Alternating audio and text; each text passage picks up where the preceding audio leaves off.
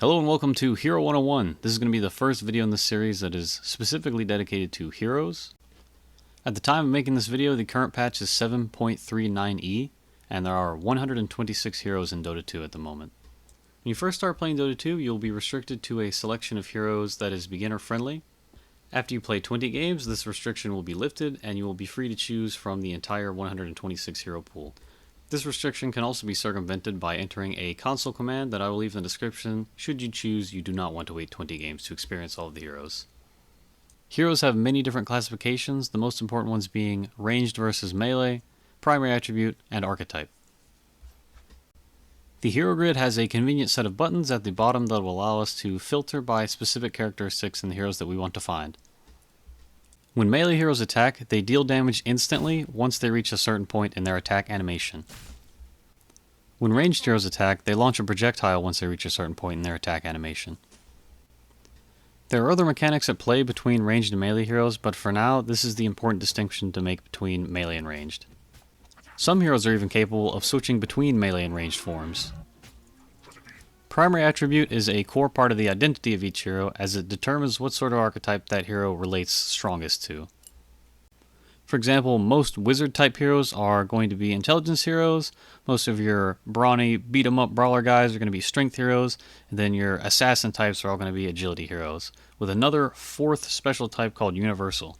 The primary attribute for a hero is also how that hero scales in attack damage. For the three normal types, 1 point in that attribute will give you 1 attack damage, and universal will scale with all 3 of the attributes but at a lower rate. Currently 0.45 damage per point in the other attributes. There are also a handful of other tags that help you sort by specific characteristics at a glance. At the top of the hero grid, we also have 4 slots for hero bans, which you can use to select 4 heroes that you do not want to play against, and when you go into a game, either one of those 4 heroes will be banned, or none of them will be banned, and the ban will instead be chosen from a list of commonly played heroes at your skill bracket. If you are subscribed to DotA Plus, you also have access to the Role Assistant hero grid, which shows you the 5 positions that are played in Dota 2 and a list of all of the heroes that are played commonly at those positions based on skill brackets. Additionally, all players have access to the ability to customize the hero grid, so you can have your hero grid set up however you like.